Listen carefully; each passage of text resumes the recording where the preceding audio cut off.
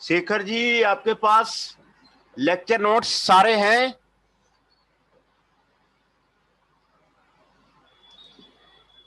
शेखर जी, आपके पास lecture notes सारे हैं?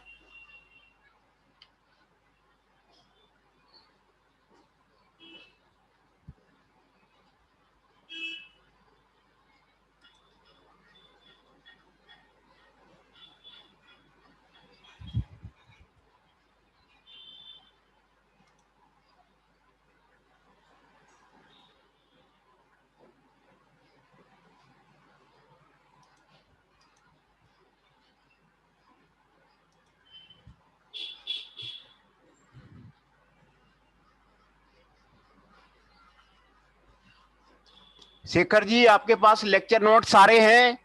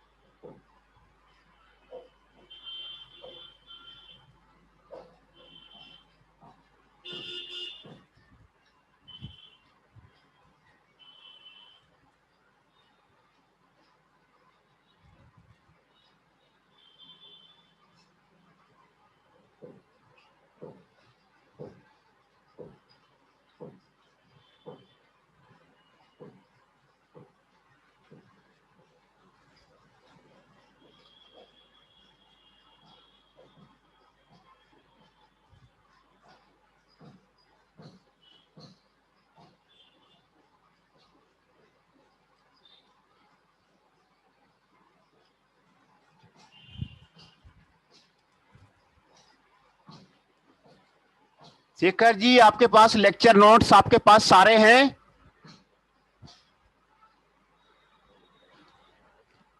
तो today we will discuss about the assignments of the patents.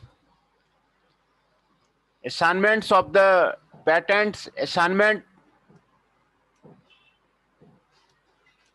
refers to the act of patentee by which the patent rights are wholly or partially transferred to the assignee. Assignee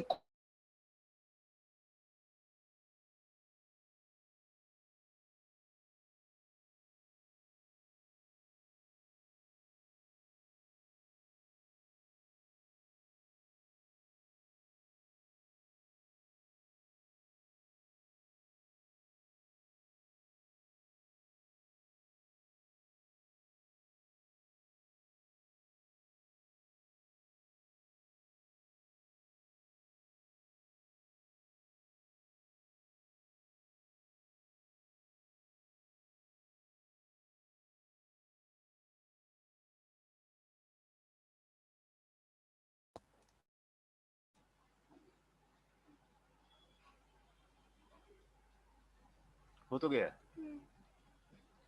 hello Shekhar ji, आवाज आ रही है? गौरव जी, आवाज आ रही है? जी sir, आ रही है।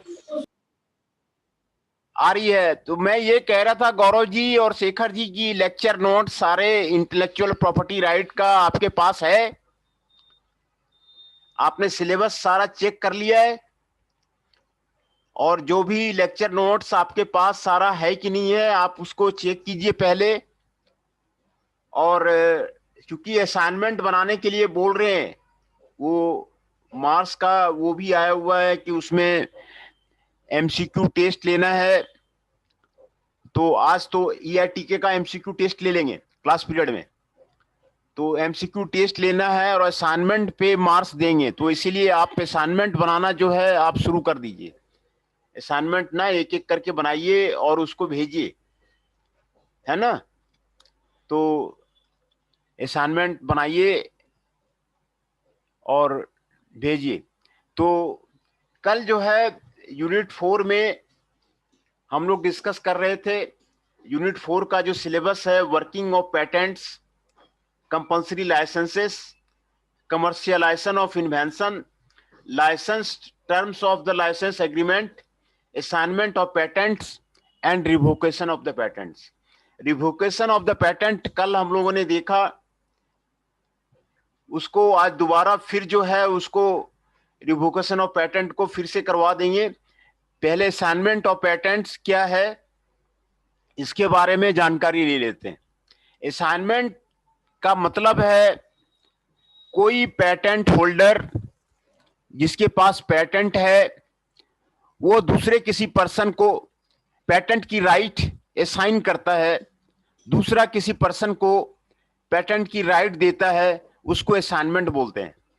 वो person जिसको वो पेटेंट की राइट देगा, he will prevent others for making, using और एक्सरसाइजिंग और वेंडिंग द इन्वेंशन। वो उसको असाइनी बोला जाता है, उसको पेटेंट राइट असाइन कर दिया जाता है। आप पेटेंट राइट जो है पूरी तरह दे सकते हैं, हॉली दे सकते हैं, या पार्शली ट्रांसफर किया जाता है।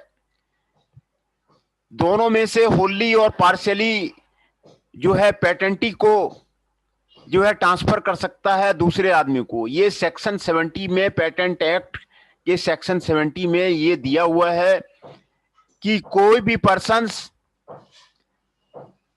को person registered as a guarantee उसको किया सकता है, प्रोप्राइटर ऑफ ए पेटेंट बनाया सकता है, पावर जो है वो साइन किया सकता है, ग्रांट लाइसेंसेस, अदर्स डील्स जो है, इफेक्चुअल रिसिप्ट, ये जो है आपको असाइनमेंट और लाइसेंसिंग वो दूसरे को असाइन किया जा सकता है। सेक्शन 70 आपको यही कहता है कि किसी दूसरे पर्सन को पेटेंट की राइट जो है, लाइसेंस जो है वो असाइन कर सकते हैं।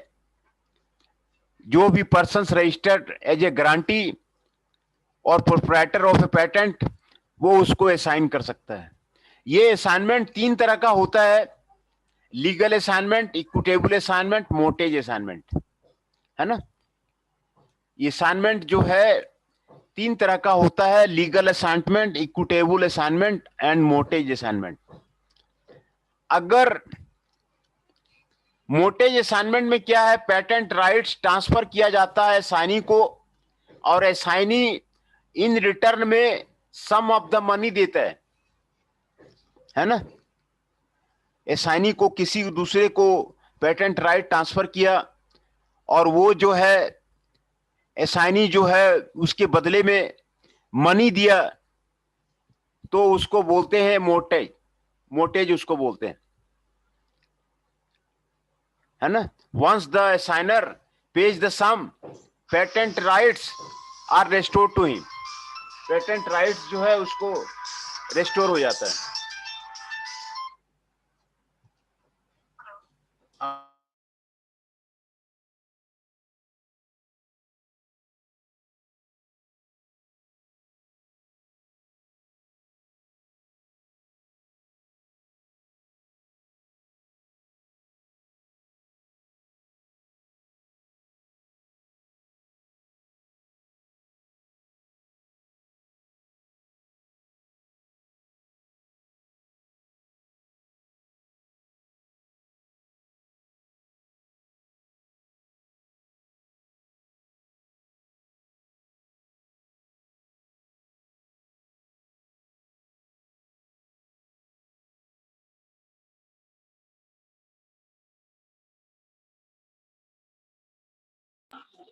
हेलो।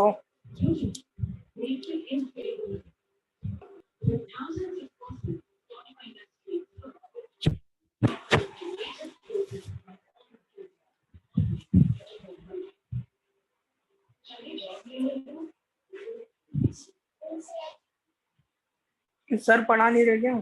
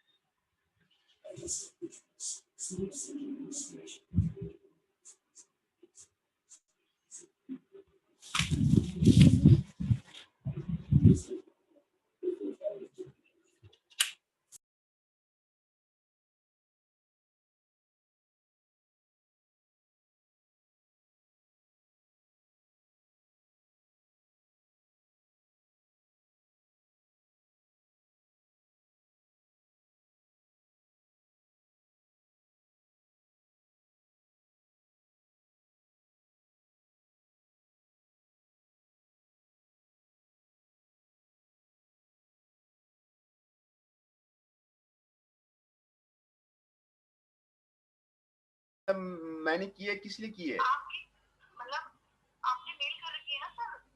तो जो वो रिकॉर्डिंग मांग रहे थे, रिकॉर्डिंग मेल कर दिया है मैंने। मेल है या वो बैकडे की है? मैं इसमें भी थोड़ी कंफ्यूजन है। अच्छा, आपने जो रिकॉर्डिंग भेजी है, मेरा कहने का मतलब ये है कि आपने मुझे सपोज 23 सितंबर को रिकॉर्डिंग भेजी। वो जिस डेट को गई है ना, उसी डेट की रिकॉर्डिंग है। उसी डेट की ही है? हाँ, जो मैंने जितने भी भेजे हैं ना, हाँ हाँ हाँ। जिस डेट को गई है उसी डेट की रिकॉर्डिंग है। ओके ओके, ठीक है। मैं मैच कर लेती हूँ और कुछ डाउट आता है तो मैं एक बार आपसे बात करती हूँ। हाँ ठीक है, ठीक है। Okay, thank you so much. और ऐसे ही काम करता है।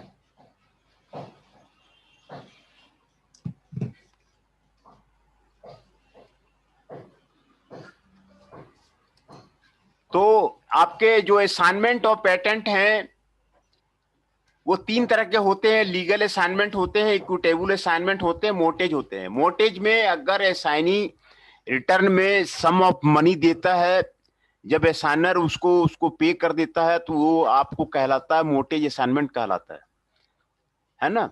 और इक्विटेबल असाइनमेंट में अगर विथ इमीडिएट इफेक्ट ट्रांसफर कर देता है, an occasion equitable assignment, this effect of proprietorship does not directly change it, है ना।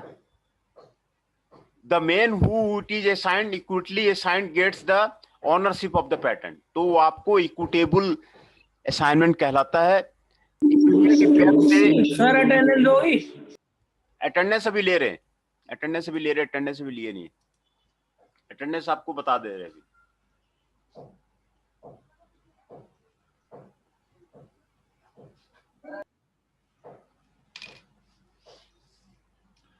चंदन शाह 08 है,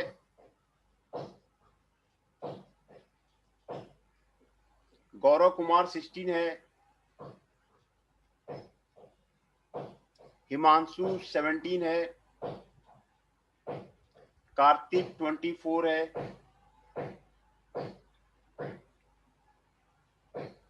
ऋषभ नायक 54 है,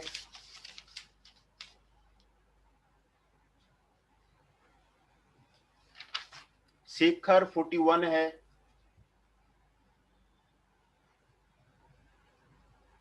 अभिषेक दुबे 2 है।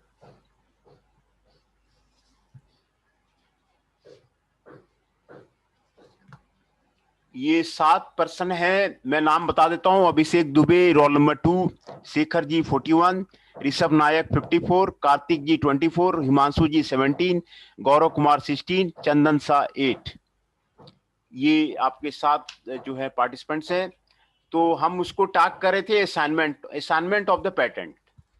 असाइनमेंट ऑफ द पेटेंट का मतलब है कोई पेटेंट होल्डर दूसरे किसी पर्सन को अपना पेटेंट राइट ट्रांसफर कर देता है, पूरी तरह ट्रांसफर कर देता है, पूरा पेटेंट राइट दे देता है, या हो पार्शली जो है ट्रांसफर करता है तो उसको जो है असाइनमेंट ऑफ पेटेंट बोलते हैं, उसको असाइनमेंट ऑफ पेटेंट बोलते हैं।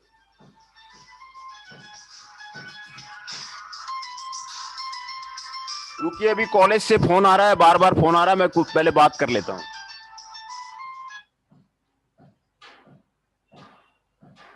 हाँ बोलिए। सॉरी टू डिस्टर्ब सर, मैंने अभी आपकी रिकॉर्डिंग चेक की है। हाँ। मुझे 21 सितंबर, 22, 23, 4, 28 और 30 की तो मिल गई है सर, आपने मेल की हुई है। हाँ, वो जो जिस डेट को ये मांग रहे थे ना, पहले इन्होंने कंपल्सरी कर दिया था ना कि डेली आप भेजिए, ओके, हाँ जी। तो वो रिकॉर्डिंग क्लास खत्म होने के बाद वो डेली उनके पास चली जाती थी। अभी इस वीक में उन्होंने कहा कि अब 15 दिन में या एक हफ्ते में भेजना, तो फिर अभी नहीं जा रही है। बाकी सारा जो पहले डेट वाइज वो गया हुआ है, जिस डेट को सर मुझे अभी 7 सितंबर से अभी तक नहीं मिली है, उनकी नहीं मिली है। नहीं, पहले इन्होंने कंपल्सरी नहीं किया था ना, पहले रिकॉर्डिंग इसने कंपल्सरी नहीं किया था, तो मैं उसका रिकॉर्डिंग नहीं करता था। तो बाद में इन्होंने जब कहा कि नहीं रिकॉर्डिंग भेजनी है, कंपल्सरी कर दिए, तो उसके बाद से डेली वाइज जो है ना रिकॉर्डिंग आपको जा रही है, है ना। और 7 to 18 तक की आपके पास रिकॉर्डिंग नहीं है, आफ्टर 21 आपके पास हाँ, और आप फिर अगस्त के साथ भी नहीं है। नहीं, अगस्त की रिकॉर्डिंग नहीं है, अगस्त की रिकॉर्डिंग नहीं है। नहीं। ये मैंने सुनील पांडे जी को भी मैंने मना कर दिया है कि वो अगस्त की रिकॉर्डिंग नहीं है। ओके। पहले इन्होंने कंपल्सरी नहीं किया था ना। ठीक। हाँ, उसमें बहुत ज्यादा एमबी लग जाते हैं, एक रिकॉर्डिंग का 60 एमबी, 70 एमबी ये रिकॉर्ड करना बहुत डिफिकल्ट काम है मैडम। ओके। हाँ, तो ये कंपल्सरी कर दिए हैं, तो इसीलिए उसको रिकॉर्डिंग जो है करना पड़ता है, नहीं तो इसके साइज बहुत बड़े बड़े हैं जो है। जी बिल्कुल। हाँ, ठीक है। Thank you so much sir.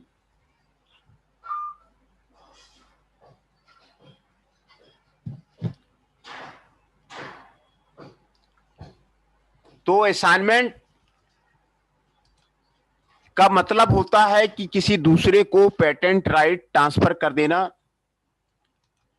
ये पूरा ट्रांसफर कर सकते हैं या पार्शियली ट्रांसफर कर सकते हैं। ये सेक्शन 70 में पेटेंट एक्ट में आपको दिया हुआ है। किसी पर्सन को रजिस्टर कर सकते हैं, गारंटी बना सकते हैं, जो कि दूसरे आदमी को मेकिंग के लिए रोकेगा, यूजिंग के लिए रोकेगा, एक्सरसाइजिंग के लिए रोकेगा, और मार्केटिंग के लिए रोकेगा, वेंडिंग के लिए रोकेगा।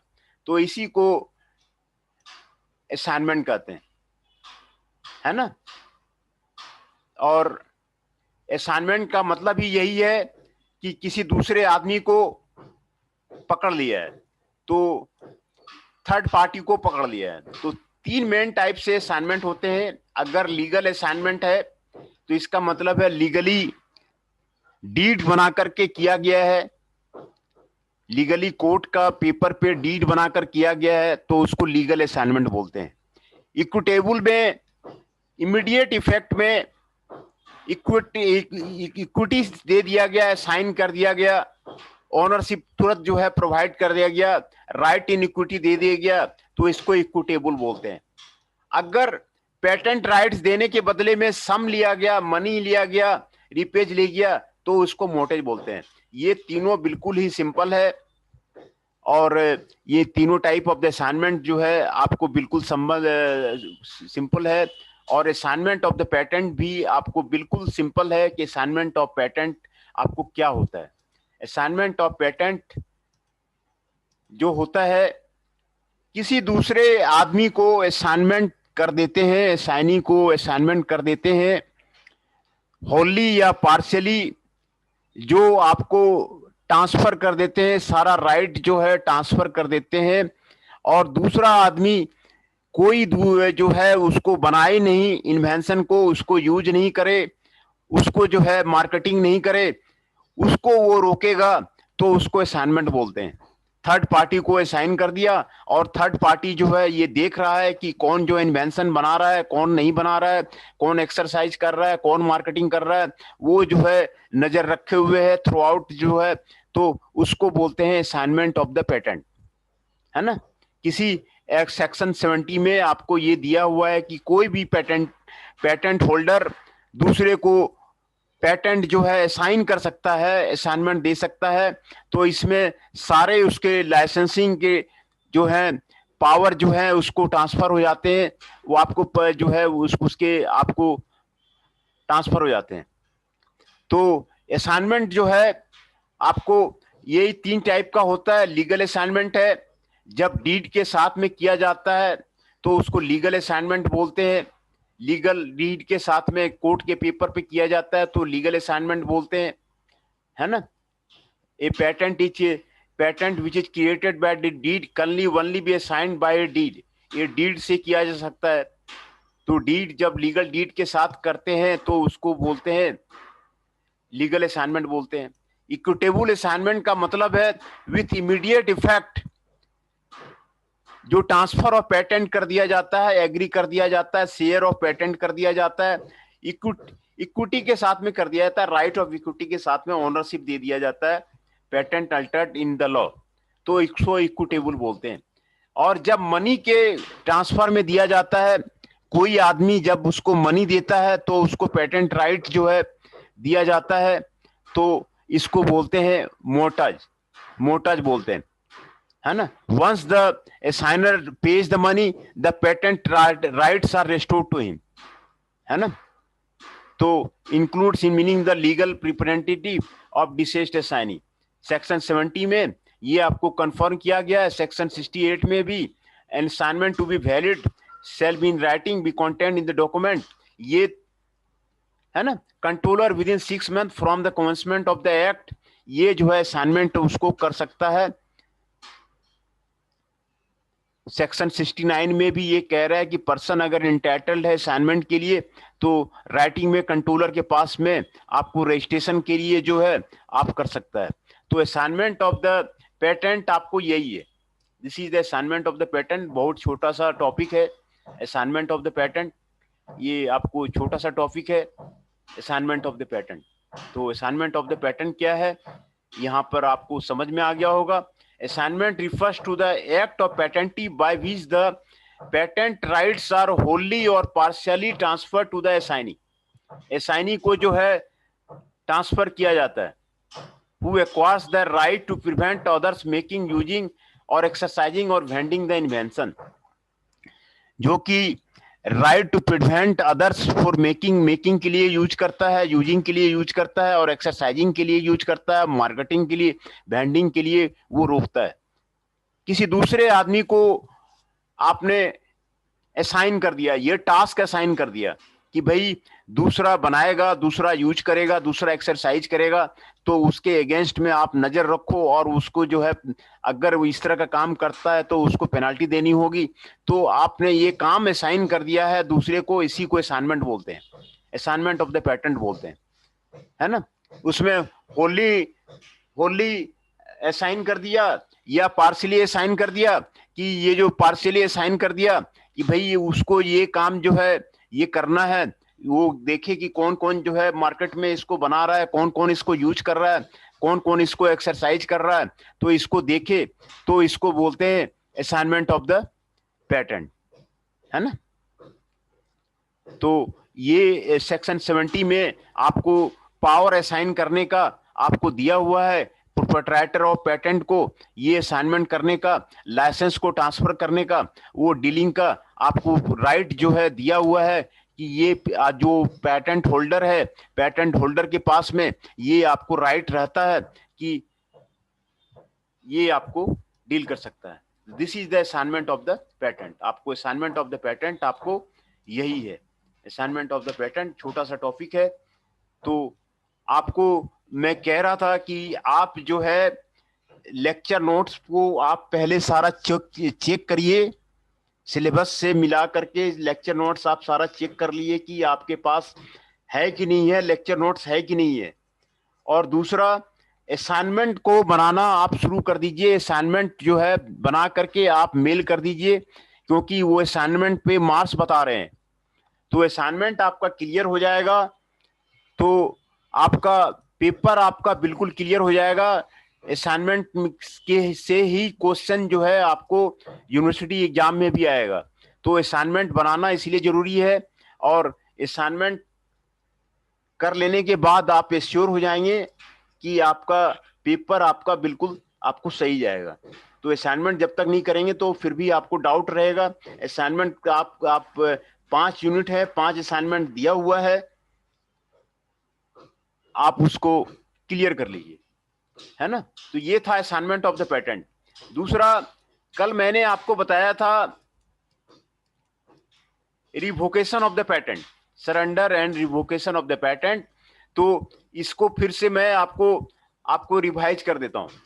एनी इंटरेस्टेड पर्सन और including the government can revoke कर सकता है, छोड़ सकता है, सरेंडर कर सकता है पेटेंट को। क्यों छोड़ सकता है, क्यों रिवोक कर सकता है?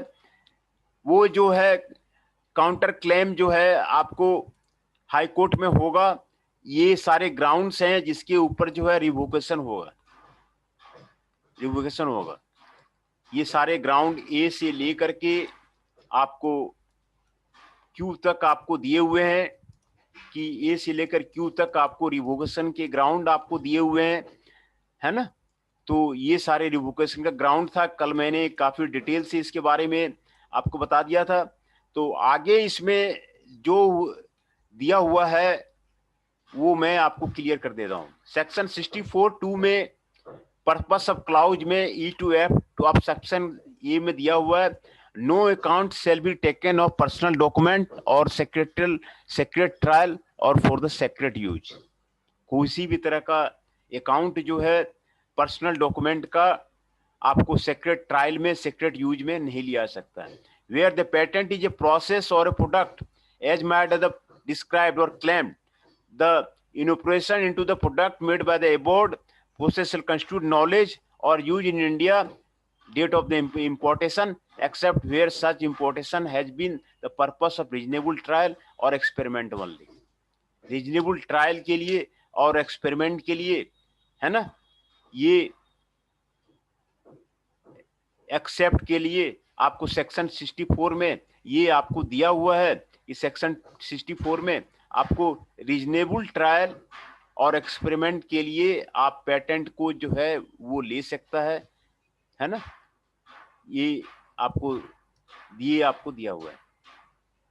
रीजनेबल ट्रायल और एक्सपेरिमेंट के लिए कहीं भी इंडिया में constitute the knowledge use of the India of the invention on the date of the importation has been, ये आपको कर सकता है।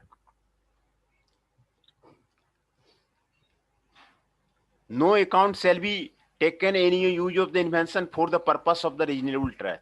कोई जो है सेक्शन 64 में कहता है कि कोई अकाउंट जो है आपको इन्वेंशन का जो है रीजनेबल ट्रायल और एक्सपेरिमेंट के लिए नहीं लिया जा सकता है। ये आपको सेक्शन 64 में कहता है।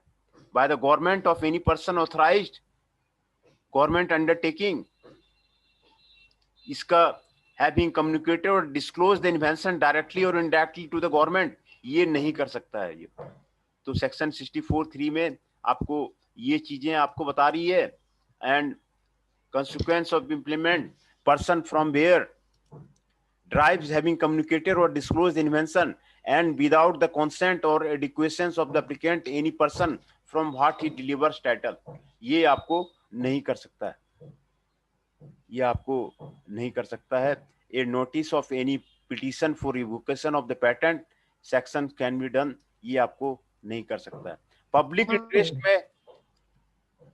इंटरेस्ट में आपको revocation of patent in the public interest आपको दिया हुआ है, पेटेंट एक्ट। हाँ बोलिए आकाश जी। हेलो। हाँ बोलिए आकाश पवार जी, क्या बोलना चाह रहे हैं? सर मैं अभी लीव हो गया था गलती से। कल आपका? मैं अभी लीव हो गया था गलती से, अभी ज्वाइन किया मैं। अच्छा, नहीं आपका आकाश पवार जी का आपका अटेंडेंस जो है आपका बन गया है, और दोबारा मैं सबका अटेंडेंस जो है वो मैं आपको बना देता हूँ। दोबारा सबका मैं आपको बता देता हूँ अटेंडेंस कौन क्या क्या है। आकाश पवार जी रोल नंबर 3 अभिषेक दुबे जी, रोल नंबर 2 चंदन शाह जी, रोल नंबर 8 कार्तिक जी, रोल नंबर 24 पवन Negi ji, roll number 30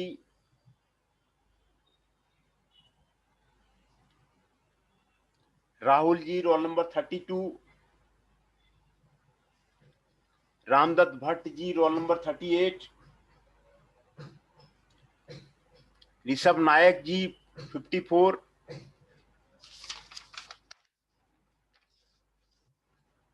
Shekhar ji 41 Himanshu Pundir roll number 18 Jainesh Chauhan जी, रोल नंबर 22 है ना। ये सारे आपको प्रेजेंट हैं, मैं उनका नाम बोल देता हूं। जैनेश चौहान जी, रोल नंबर 22 हिमांशु पुंडीर जी, roll number 18 Shekhar ji, roll number 41 Rishabh नायक जी, roll number 54 Ramdatt Bhatt ji, roll number 38 Rahul ji, roll number 32 पवन नेगी जी, रोल नंबर 30 कार्तिक जी, रोल नंबर 24 चंदन शाह जी, रोल नंबर 8 आकाश पवार जी, रोल नंबर 3 अभिषेक दुबे जी, रोल नंबर 2 और हृदय जी, रोल नंबर 19।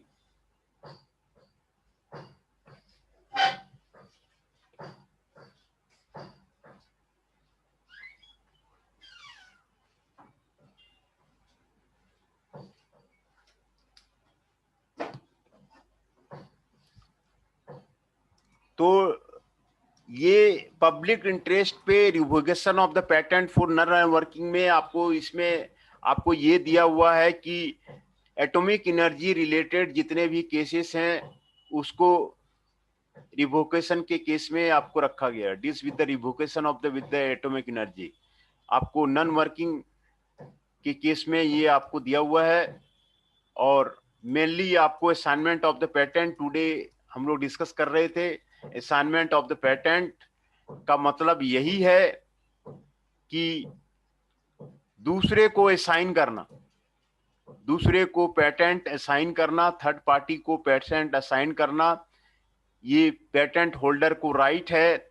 सेक्शन 70 में आपको दिया गया है कि दूसरे को पर्सन को पेटेंट वो असाइन कर सकता है। असाइन करने का मतलब है जिसको वो असाइन करेगा वो आपको मेकिंग के लिए रोक सकता है, यूजिंग के लिए रोक सकता है, एक्सरसाइजिंग के लिए रोक सकता है और वेंडिंग के लिए रोक सकता है। तो ये आपको असाइनमेंट ऑफ द पेटेंट का मतलब आपको यही है। असाइनमेंट ऑफ द पेटेंट का मतलब आपका वही है कि दूसरे थर्ड पार्टी को असाइन कर दिया गया है ना, दूसरे थर्ड पार्टी को असाइन कर दिया गया है और थर्ड पार्टी जो है उसको जो है इन्वेंशन को बनाने में रोकता है, यूज करने में रोकता है और एक्सरसाइज में और वेंडिंग में आपको रोकता है ना। तो यही आपको असाइनमेंट ऑफ द पेटेंट का मतलब है कि कोई पेटेंट होल्डर थर्ड पार्टी को अपना पेटेंट असाइन करता है तो उसको असाइनमेंट ऑफ द पेटेंट बोलते हैं। जिसको पेटेंट असाइन किया जाता है वो दूसरे आदमी को बनाने में रोकता है, यूजिंग में रोकता है, एक्सरसाइजिंग में रोकता है और वेंडिंग में, मार्केटिंग में रोकता है। यही इसका मतलब हुआ, असाइनमेंट ऑफ द पेटेंट का मतलब हुआ। इसमें पावर असाइन किया जाता है, लाइसेंस जो है प्रोवाइड किया जाता है। पेटेंट होल्डर अपना power, proprietary of the patent, ये आपको होली रूप से या पार्शियली रूप से ट्रांसफर कर देता है। होली रूप से और या पार्शियली रूप से इसको ट्रांसफर कर देता है तो इसको बोलते हैं assignment of the patent. Assignment of the patent बोलते हैं इसको। और असाइनमेंट ऑफ द पेटेंट 3 तरह का होता है: legal assignment, equitable assignment, mortgage assignment, है ना। इक्विटी के साथ में किया जाता है the man to whom it is equitably assigned gets the right in equity to have the ownership of patent inter law, तो इसको इक्विटेबल असाइनमेंट बोलते हैं। इक्विटी के जो मैन को इक्विटी के साथ में बराबर राइट इन इक्विटी के साथ में उसको ओनरशिप दिया जाता है बराबर के ये उसको भी पेटेंट होल्डर को जितना पावर है उतना पावर असाइनी को भी दिया जाता है। तो इसको बोलते हैं इक्विटी, इक्विटी असाइंड जो है, राइट इन इक्विटी असाइंड बोलते हैं उसको, to have the ownership of the patent altered, इसको right of the equity assignment बोलते हैं, है ना। प्रोप्राइटरशिप को ये जो प्रोप्राइटरशिप को चेंज नहीं करता है, ये this does not change the proprietorship but immediate effect से इक्विटी इक्वल जो है आपको पावर उसको ट्रांसफर कर देता है, तो उसको बोलते हैं इक्विटेबल असाइनमेंट। लीगल असाइनमेंट में कोई अगर एग्जिस्टिंग डीड है लीगल असाइनमेंट का है तो वो डीड के साथ में ही आपको असाइन होगा, डीड में आपको असाइनमेंट होगा। A patent which is created by deed तब असाइन होगा, तो आपको उसको बोलते हैं लीगल असाइनमेंट बोलते हैं। Legal assign is entitled to the register as a proprietor, है ना, तो उसे एक्वायर्स द राइट ट्रेडर, तो इसको लीगल असाइनमेंट बोलते हैं। मोर्टेज में मतलब है कि जिसको असाइन किया गया है वो इन रिटर्न में सम ऑफ मनी देगा, सम ऑफ मनी प्रोवाइड करेगा, असाइनी जो है मनी प्रोवाइड करेगा, है ना। और असाइनर जब उसको रिपेज दे उसको सम आपको उसको दे देता है तो दो पेटेंट्स राइट उसको रेस्टोर्ड हो जाता है ना, पेटेंट राइट्स जो है उसको रेस्टोर्ड हो जाता है। तो term assignee as per the section, ये उसमें जो है सेक्शन 68 में आपको असाइन कर देता है और असाइन करने के बदले में उसको मनी पे कर देता है, तो मनी पे करने से उसको जो है उसको भी राइट मिल जाता है, तो इसको मोर्टाज बोलते हैं। ये 3 तरह का जो है आपको असाइनमेंट होता है, और असाइनमेंट ऑफ द पेटेंट का मतलब यही होली और पार्शियली जो है आपको ट्रांसफर किया जाता है ना। तो असाइनमेंट ऑफ द पेटेंट आपको यही है। Assignment can either be exclusive और नॉन एक्सक्लूसिव, है ना। तो the exclusively further limited for the territory market में लाइन ऑफ प्रोडक्ट में आपको फर्दर उसको लिमिट करता है। तो असाइनमेंट ऑफ द पेटेंट का मतलब आपको यही है। आईपीआर में जितने भी आपको दिए हुए हैं तो उसका मतलब निकालिए कि मीनिंग क्या होता है। असाइन ऑफ पेटेंट, ये असाइन कर दिया गया है। रिवोकेशन ऑफ पेटेंट, वो पेटेंट का रिवोकेशन के बारे में बता रहा है। Examination of application, examination of patent, वो पेटेंट के एग्जामिनेशन के बारे में आपको बता रहा है। Opposition of the patent, patent का कैसे अपोजिशन किया जाए उसके बारे में वो बता रहा है ना। तो उसके मीनिंग से बहुत कुछ जो है माने आपको क्लियर आपको निकल जाता है। मीनिंग से आपका जो माने है आपको बहुत ज्यादा जो है आपको क्लियर निकल जाता है कि वो क्या कहना चाह रहा है, किस तरह का क्वेश्चन है। तो मीनिंग से आपको इन्फ्रिंजमेंट का मतलब है इन्फ्रिंज करना, नकल करना, है ना। तो आपको किस तरह का इन्फ्रिंजमेंट है, डायरेक्ट है, कंट्रीब्यूटरी है, इंड्यूस्ड है। तो उसमें आपको कंट्रीब्यूटरी में कुछ कंट्रीब्यूट करके इन्फ्रिंज कर रहा है, इंड्यूस्ड करके इन्फ्रिंज कर रहा है। तो ये जो है आपको उसकी मीनिंग से आपको जो है आईपीआर में उसकी मीनिंग से बहुत कुछ आइडिया लग जाता है कि उसमें आपको क्या जो है आपके अंदर में उसके कंटेंट है, वो उसकी मीनिंग से आपको पता चल जाता है ना। फार्मास्यूटिकल प्रोडक्ट्स का बारे में आपको देता है तो उसमें ड्रग्स के बारे में जो जानकारी है उसके बारे में सारे आपको लिखने पड़ते हैं। सॉफ्टवेयर पेटेंट्स में तो सॉफ्टवेयर कितने टाइप के हैं, कितने टाइप के सॉफ्टवेयर पेटेंट आपको दिया जाता है उसके बारे में जो है आपको लिखना पड़ता है।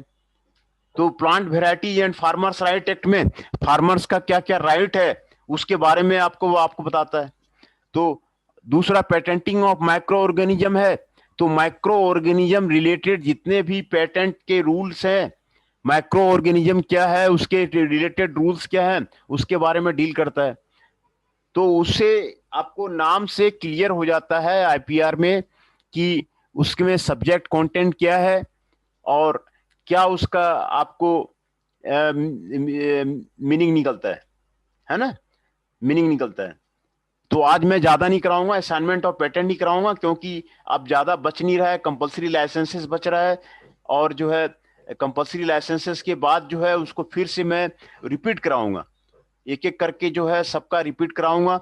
और तब तक में आप लोग जो है असाइनमेंट भी आप धीरे धीरे जो है एक एक करके असाइनमेंट आप जो है जमा कीजिए, असाइनमेंट पे ही हमारा जोर रहेगा, और उसको आप जो है सब्जेक्ट को आप जो है कंप्लीट कीजिए, है ना। तो आईपीआर में आपको बहुत कुछ जो है उसके नाम से आपको आपको पता लग जाता है कि क्या उसमें करना है। Constitutional aspects of the property, property का जो कॉन्स्टिट्यूशनल एस्पेक्ट है, कॉन्स्टिट्यूशन में क्या क्या प्रॉपर्टी राइट्स दिया हुआ है, कॉन्स्टिट्यूशन से क्या क्या बताया हुआ है, उसके बारे में आपको आपको लिखना है।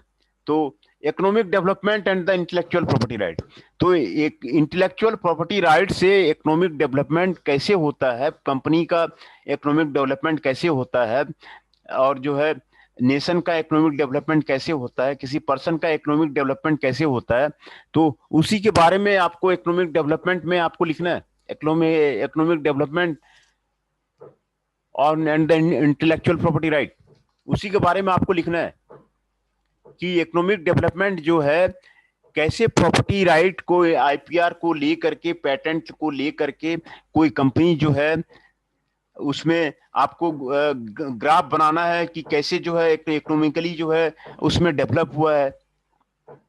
तो यही ग्राफ उसमें जो है आपको जो है आपको बनाना है। तो इसमें जो है आपको सारा चीज जो है नाम से जो है बहुत कुछ पता चल जाता है। पेटेंट एक्ट 1970 है, उसमें आपको सारा चीज आपको जो 1970 में एक्ट में जो जो मेन फीचर्स हैं उसके बारे में लिखना है। अमेंडमेंट 1919 है, अमेंडमेंट 1990 में आपको जो जो अमेंडमेंट हुए हैं उसका नाम ज्योग्राफिकल इंडिकेशन है। ज्योग्राफिकल इंडिकेशन पहले 70 में नहीं था, तो उसको 99 में आपको इंक्लूड किया गया, तो उसको जो है आपको अमेंडमेंट 99 उसको बोला गया। सिमिलरली जो चीजें खामियां थी उसको दूर करने के लिए 2000 में अमेंडमेंट लाया गया, 2002 में लाया गया, 2005 में लाया गया। तो पेटेंट एक्ट 1970 ही बेस है, मेन आपको पेटेंट एक्ट 1970 है, उसका अमेंडमेंट किया गया। 99 में आपको अमेंडमेंट किया गया, 2000 में अमेंडमेंट किया गया, 2002 में अमेंडमेंट किया गया, 2005 में अमेंडमेंट किया गया। तो जब जब अमेंडमेंट किया गया जो जो खामियां उसमें थी, तो 2002 में आर्ट्स और म्यूजिक के बारे में नहीं था, तो बर्ने कन्वेंशन में आपको 2002 में उसका जो है ऐड किया गया। सिमिलरली 2005 में आपको जो उसमें खामियां थी 2002 में, वही उसको जो है वहां पे उसको किया गया। तो इसमें आईपीआर का सब्जेक्ट में हमको लग रहा है कि हर एक स्टूडेंट जो है कमांड ले लेगा, और इसमें अच्छे मार्क्स जो है कोई भी स्टूडेंट जो है अच्छा मार्क्स उसमें आपको गेन कर सकता है। तो बहुत अच्छा मार्क्स आपको इसमें आपको मिलेगा, बहुत अच्छा आप गेन कर सकते हैं। आप जो है सिर्फ इसमें एक वही काम कीजिए, आप जो असाइनमेंट है जो लीगल वो काम